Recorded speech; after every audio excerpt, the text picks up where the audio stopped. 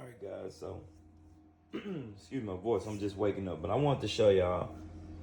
It's been about 3 to 4 days, so I'm down to 7% right now. 30 amp hours, 49.9 volts, and you see that we getting a little bit of sun today, and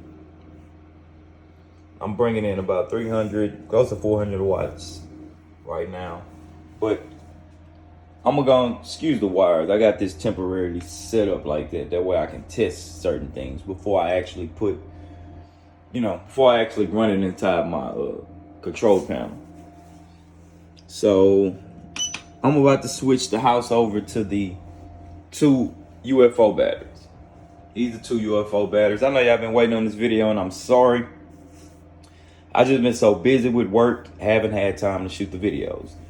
But now that I put in a new AC unit, I put in a 12 BTU AC unit. That's what I'm testing right now. That's why you see these wires like this. I'm only testing it just to make sure, it's working. And then I'm going to clean all that up. It's no big deal. I know a lot of people are going to be like, oh, you can't have that. No.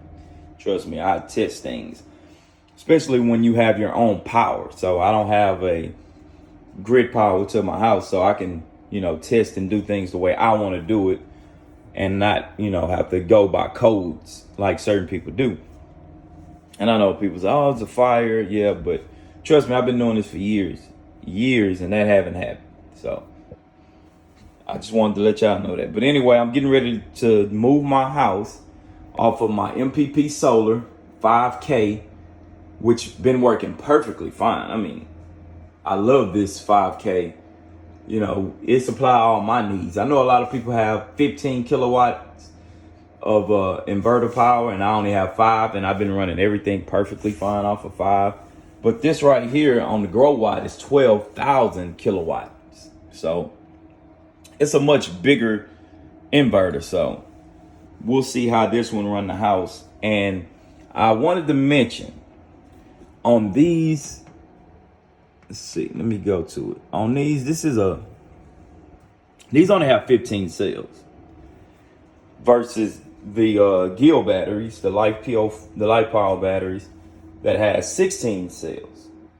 So it is 1 cell less than the Gill. So that's really why I want to test it and see if it gives pretty much the same performance that the Gill batteries do.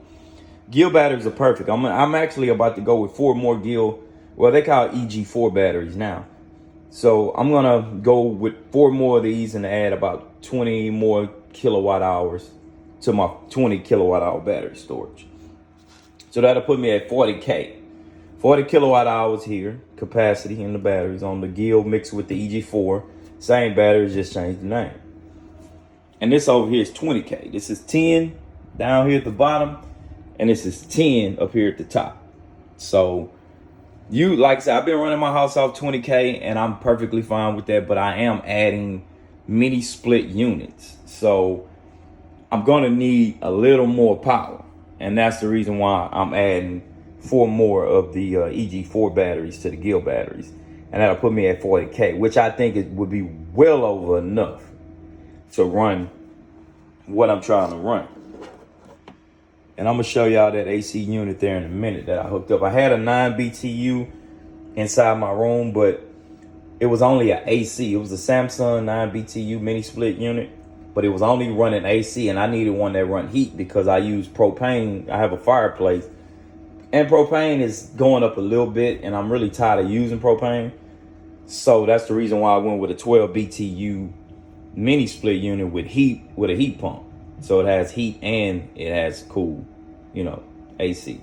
So that's the only reason why I switched that out. And I went with a bigger one because I do have this control room, and I also have a bathroom, which I'm walking through now. And that's the unit right there that I just got to put my cap back on. That's why the wire's sticking out. But this is the 12 BT unit that I have bought, and it works perfectly fine. I've been running it, testing it on my unit and everything. So that's what I want to do. So I'm getting ready to switch it. And if y'all watch my videos, y'all will know that my the 9 solar panels that I have on the ground mount runs the UFO batteries. So keep in mind, if you have been keeping up with my videos, you know that the ground mount outside that I shot on my last previous video runs the UFO batteries. They do not run my MPP solar inverter. The MPP solar inverter is ran by the solar panels on top of the roof, which I have not shown y'all yet, but I will. I do have a bunch of panels up there, probably about 23 panels that's probably running, you know, everything on this right here. But I'm going to redo everything because a while back, summertime, I was bringing in about 3,000 watts of solar. Now I'm only getting about 1,000 to 1,500 watts. So what I'm going to do is I'm going to reorder all these wires because sometimes these wires go bad. And I'm going to change out all the MC4 cables, connectors from the solar panels down to the inverter. And I'm going to actually clean the panels because I know the panels need cleaning. So I definitely have to go up there on the roof and do that as well. So I'm going to clean my panels and I'm going to try to bring in that 3,000 watts again. Like how this one bringing about 3,000, 2,500 at the least I think it was bringing in. But right now, let's see what it's bringing in right now. It's really not that much sun. So let's see. We're bringing in. If y'all see the battery voltage sitting at 56.6.